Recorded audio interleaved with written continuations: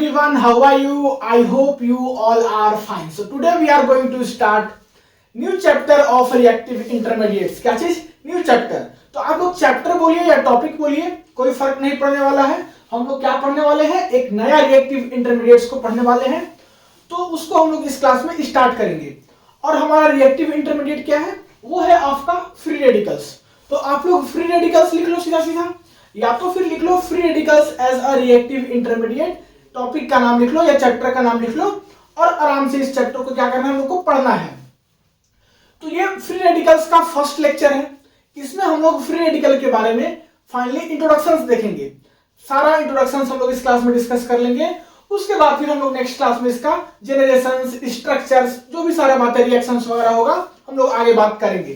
तो आज की क्लास में हम लोग फ्री रेडिकल्स का क्या देखेंगे? केवल इंट्रोडक्शन. सबसे पहले हम लोग बात करेंगे कि फ्री रेडिकल्स होता क्या है. देखिए, हमको हर वीडियो की तरह आपको बोलना ना पड़े कि अभी आप लोग पेन कॉपी लेकर के लिखना चालू कर दो. अभी नहीं लिखना है आपको, हम लिखने के लिए टाइम देंगे. हर वीडियो में बार बार एक ही चीज बोलना अच्छा नहीं है. तो उम्मीद करते हैं कि आप लोग उस बातों को याद रखे होंगे और आराम से अभी 10-20 मिनट पहले ध्यान से सुनेंगे. सुन लीजिए अच्छे से, अपने लैंग्वेज में लिख लीजिएगा. और हम इसको लेकर के नहीं जाने वाले हैं, आपके सामने ये रहेगा अवेलेबल, तो आप लोग उसको लिख लीजिएगा. जो जो नया बातें याद रहेगा मेरे मुंह से जो सुने हैं, उसको भी अपने लैंग्वेज में लिख लीजिएगा. ठीक है, तो चलिए हम लोग बात करते हैं सबसे पहले इसका डेफिनेशंस. फ्री रेडिकल्स होता क्या है? फ्री रेडिकल्स का डेफिनेशन है कि chemicals species carrying an odd और unpaired electrons are called free radicals. Free radicals क्या है? वैसा केमिकल्स स्पीशीज है जिसके पास क्या होता है? ऑड इलेक्ट्रॉन होता है, या इसी को हम लोग क्या बोलते हैं? Unpaired electron. सो वैसे स्पीशीज को हम लोग क्या बोलते हैं? Free radicals. एक बार हम फिर से रिपीट कर रहे हैं. वैसा केमिकल्स स्पीशीज जिसके पास क्या हो? ऑड इलेक्ट्रॉन हो, या ऑड इलेक्ट्रॉन को ही हम लोग क्या बोलते हैं? Unpaired electron. सो वैसे केमिकल्स स्पीशीज को हम लोग बोलते हैं फ्री रेडिकल्स. एग्जांपल, ये आपका है CH3. इसके पास ये देखिए आपका क्या है? एक ऑड इलेक्ट्रॉन है जिसको कि हम लोग क्या बोलते हैं? Unpaired electron. तो ये आपका क्या है? फ्री रेडिकल्स है. इसका नाम क्या होगा? Methyl free radical. मिथाइल के ऊपर क्या है? एक क्या है? रेडिकल्स है जिसको कि हम लोग ऑड इलेक्ट्रॉन और अनपेयर्ड इलेक्ट्रॉन बोलते हैं. तो इसी के चलते इसको हम लोग बोल रहे हैं methyl free radicals. Second example, chlorine है. इसके ऊपर एक ऑड इलेक्ट्रॉन है, अनपेयर्ड इलेक्ट्रॉन है, तो हम लोग इसको क्या बोलेंगे? Chlorine free radicals. तो उम्मीद करते हैं डेफिनेशन समझ में आ गया होगा. अब इसी डेफिनेशन को दूसरे तरीके से देखिए. The species formed by homolytic fissions are called free radicals. वैसा स्पीशीज जो कि होमोलिटिक क्लीवेज से फॉर्म हो, उसको हम लोग क्या बोलेंगे? उसको बोलेंगे फ्री रेडिकल्स. तो देखिए, इससे पहले हम लोग क्या पढ़े हैं? कार्बोकटायन, कार्बो अनायन, ये सब बातें हम लोग पढ़ चुके हैं पहले. तो कार्बोकटायन, कार्बो अनायन में हम लोग क्या देखे थे कि कार्बोकटायन और कार्बो अनायन जो है आपका, वो होमोलिटिक से नहीं हेट्रोलिटिक फिजन से बनता था. मींस हेट्रोलिटिक फिजन होने के कारण जाके आपका बनता था कार्बोकटायन और कार्बो अनायन. यहां पे क्या है कि होमोलिटिक फिजन होता है, होमोलिटिक क्लीवेज होता है, तब जाके आपका क्या बनता है? Free radicals. तो आपको यहां से डिफरेंस मालूम होना चाहिए कार्बोकटायन और कार्बो अनायन से, कि कार्बोकटायन और कार्बो अनायन के केस में जो है आपका होता था हेट्रोलिटिक फिजन, हेट्रोलिटिक क्लीवेज, और यहां पे आपका होता है फ्री रेडिकल के केस में होमोलिटिक फिजन, जिसको कि हम लोग होमोलिटिक क्लीवेज ही बोलते हैं. तो यहां देखिए, ये है आपका स्पीशीज. यहां पे हम लोग करते हैं होमोलिटिक क्लीवेज, मींस ये बॉन्ड ब्रेक होगा. होमोलिटिक क्लीवेज में क्या होता है? देखिए, ये जो बॉन्ड बना है कोवेलेंट बॉन्ड, ये कार्बन और ये फ्लोरीन दोनों के इलेक्ट्रॉन के शेयरिंग से बना है. जब इसका हम लोग होमोलिटिक क्लीवेज कराएंगे तो ये कार्बन अपना इलेक्ट्रॉन अपने पास ले लेगा, फ्लोरीन अपना इलेक्ट्रॉन अपने पास ले लेगा. तो होमोलिटिक क्लीवेज कुछ ऐसा होता है. और यहां से जाके आपका क्या बनाएगा? रेडिकल्स बनाएगा, जो कि आपको दिख रहा है. यहाँ पे कार्बन के ऊपर क्या है? एक अनपेयर्ड इलेक्ट्रॉन है जिसको कि हम लोग ऑड इलेक्ट्रॉन बोलते हैं, और यहाँ पे फ्लोरीन के ऊपर भी एक क्या है? ऑड इलेक्ट्रॉन, जिसको कि अनपेयर्ड इलेक्ट्रॉन बोलते हैं.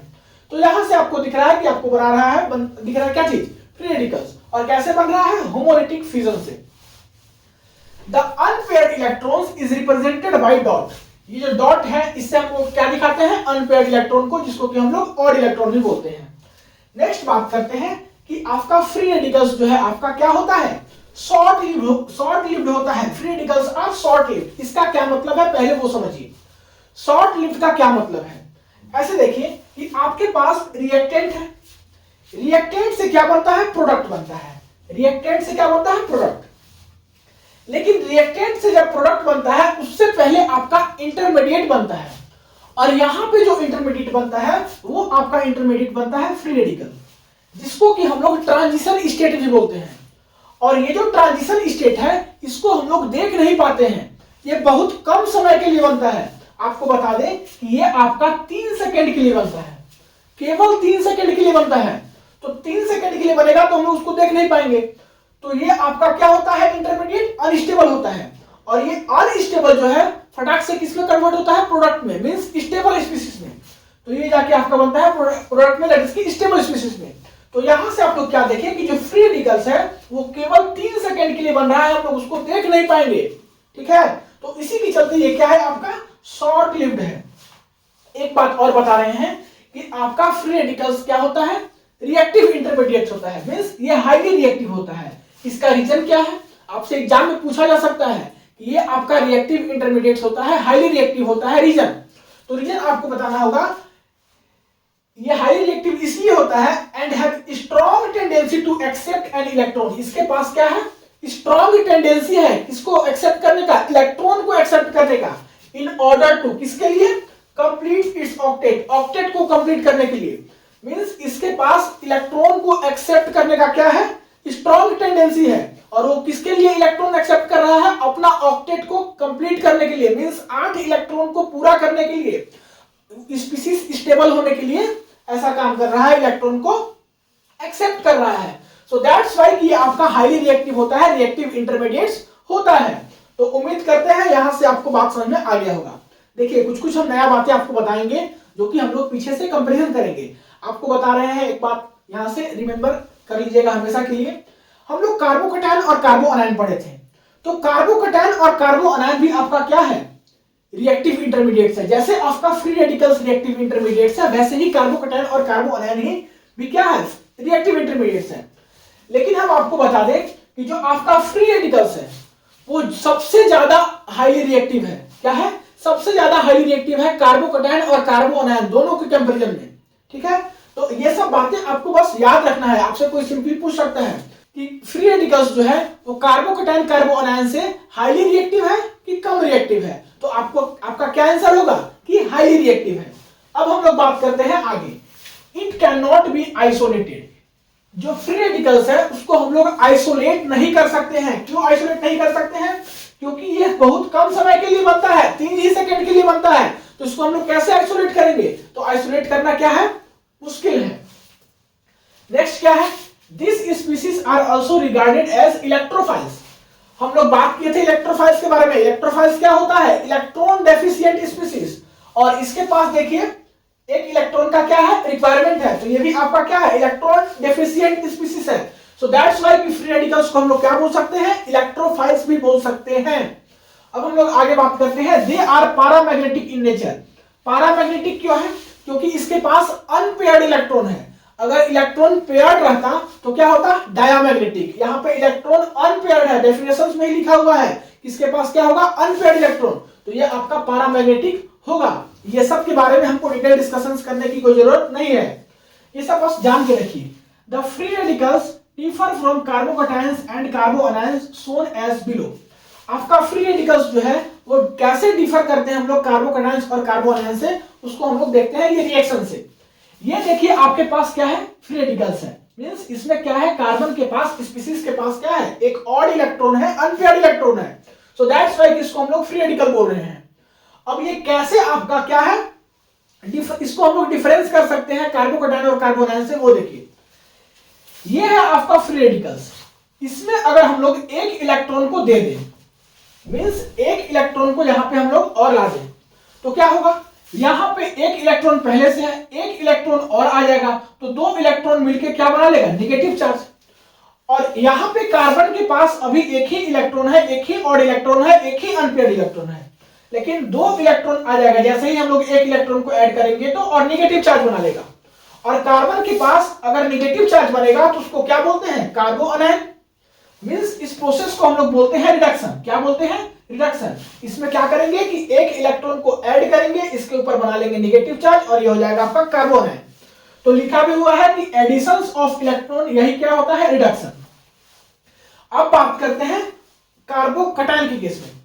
यहां पे देखिए क्या करेंगे कि ये जो इलेक्ट्रॉन है उसको यहां से लेकर के चले जाएंगे। मींस यहां पे एक इलेक्ट्रॉन ऐड किए थे तो कार्बोकटायन बना था, ये इलेक्ट्रॉन को हम लोग यहां से अनपेयर्ड इलेक्ट्रॉन को हटा दे तो यहां से क्या बनेगा, कार्बोकटायन बनेगा। कैसे, वो देखिए यहां से एक इलेक्ट्रॉन को निकाल दिए, मींस ऑक्सीडेशन करा दिए, रिमूवल ऑफ इलेक्ट्रॉन, तो क्या हो गया, ऑक्सीडेशन। तो यहां से जाके क्या बनेगा, पॉजिटिव चार्ज आ जाएगा, दैट इज की कार्बोकटायन बनेगा।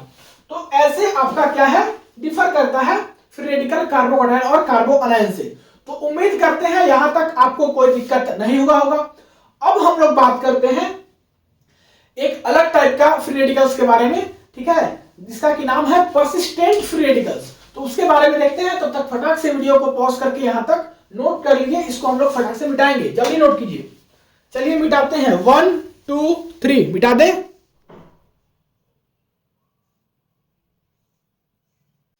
अब हम लोग बात करते हैं परसिस्टेंट फ्री रेडिकल्स के बारे में। परसिस्टेंट फ्री रेडिकल्स क्या होता है वो हम लोग देखते हैं। देखना पड़ेगा हमको कि जो परसिस्टेंट फ्री रेडिकल्स है और जो अभी हम लोग पहले फ्री रेडिकल्स पढ़े हैं उसमें डिफरेंस क्या है, उन बातों को आपको समझना जरूरी है। तो देखिए आपको हम सीधा सीधा बता रहे हैं इसके बारे में पूरा डिटेल्स, आप इसको एक बार खुद से रेडी कर लेना। परसिस्टेंट फ्री रेडिकल्स होता क्या है वो सुनिए।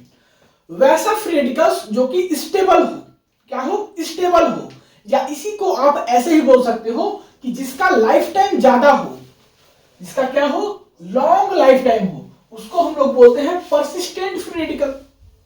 क्या बोलते हैं, परसिस्टेंट फ्री रेडिकल। इसको हम लोग एक और तरीका से समझते हैं। हम लोग जो पहले फ्री रेडिकल्स देखे उसका रिएक्शन हम लोग पहले समझते हैं। देखिए आपका रिएक्टेंट था, रिएक्टेंट से प्रोडक्ट में जाने से पहले आपका क्या बनता था, फ्री रेडिकल्स बनता था, जो कि आपका इंटरमीडिएट होता था, ट्रांजिशन स्टेट होता था। और ये आपका कितना देर के लिए बनता था, केवल 3 सेकंड के लिए, हमको पता नहीं चलता था। ये आपका क्या होता था, अनस्टेबल होता था। क्या होता था, अनस्टेबल होता था, और ये 3 ही सेकंड के लिए बनता था। तो ये फटाक से आपका अनस्टेबल स्पीशीज किसमें कन्वर्ट होता था, स्टेबल स्पीशीज में, दैट इज की प्रोडक्ट बनाता था।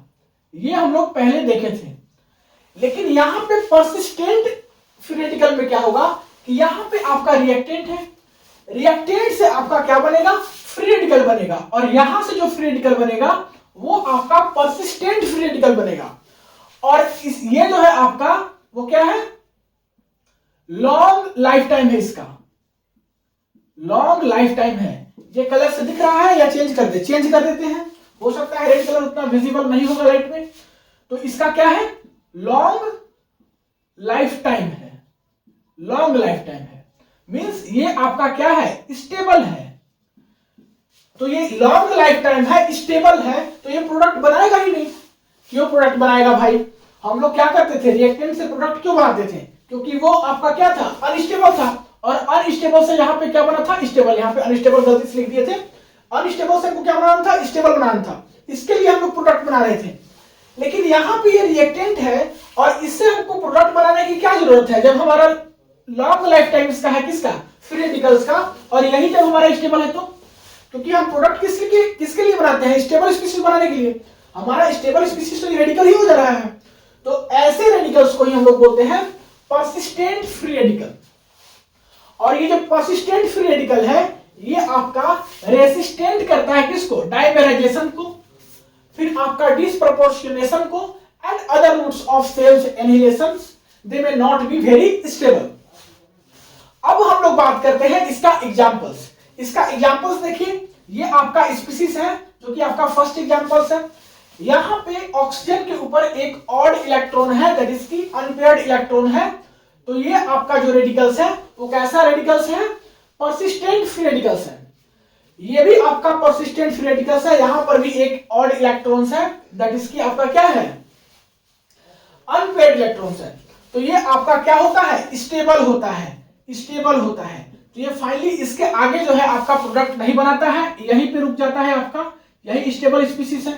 मींस ये चाहता तो आगे डाइमेराइज होकर के और प्रोडक्ट बना सकता था, लेकिन नहीं बनाता है। रीजन क्या दोगे आप, ये आपका पहले से ही स्टेबल है। और इसका स्टेबिलिटी का रीजन क्या है वो देखिए, safe and steric hindrance prevent dimerization. Dimerization नहीं होने देता है, क्यों? क्योंकि इसका स्टेरिक हिंड्रेंस, इसका सेप ही ऐसा है जो कि डाइमराइजेशन नहीं होने देता है। और इसका स्टेबिलिटी का रीजन हम लोग वही बात कर रहे हैं। द स्टेबिलिटी में ऑल्सो भी इंक्रीज, इसका स्टेबिलिटी ज्यादा इंक्रीज क्यों होता है? ड्यू टू रेजोनेंस स्टेबलाइजेशन और डिलोकलाइजेशन। यहाँ पे आपका क्या होता है कि रेजोनेंस होता है, मींस इलेक्ट्रॉन का क्या होता है? डिलोकलाइजेशन होता है। ये देखिए आपके पास जो अनपेयर्ड इलेक्ट्रॉन है ये आपका इधर जाता है और ये पूरे सिस्टम में, मींस पूरे स्पीशीज में जो है आपका क्या करता है?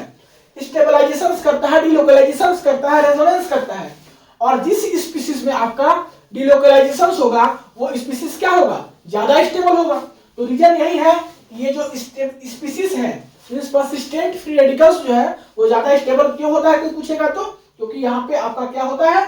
रेजोनेंस होता है, मींस डिलोकलाइजेशन ऑफ इलेक्ट्रॉन होता है। और जहां पे रेजोनेंस होगा, डिलोकलाइजेशन ऑफ इलेक्ट्रॉन होगा, वहां पे क्या होगा? वो स्पीशीज ज्यादा स्टेबल होगा। तो उम्मीद करते हैं कि फ्री रेडिकल्स का इंट्रोडक्शन वाला क्लास आपको समझ में आया होगा। मिलते हैं अगले क्लास में। अगले क्लास में हम लोग बात करेंगे जेनरेशंस ऑफ फ्री रेडिकल्स, कि फ्री रेडिकल्स को हम लोग कैसे बनाते हैं। तो उसका 2-3 मेथड्स है, हम लोग अगले क्लास में अच्छे से डिस्कस करेंगे। तब तक के लिए पढ़ाई करते रहिए। All the very best. Video को पॉज करके नोट कर लीजिए। मिलते हैं अगले क्लास में।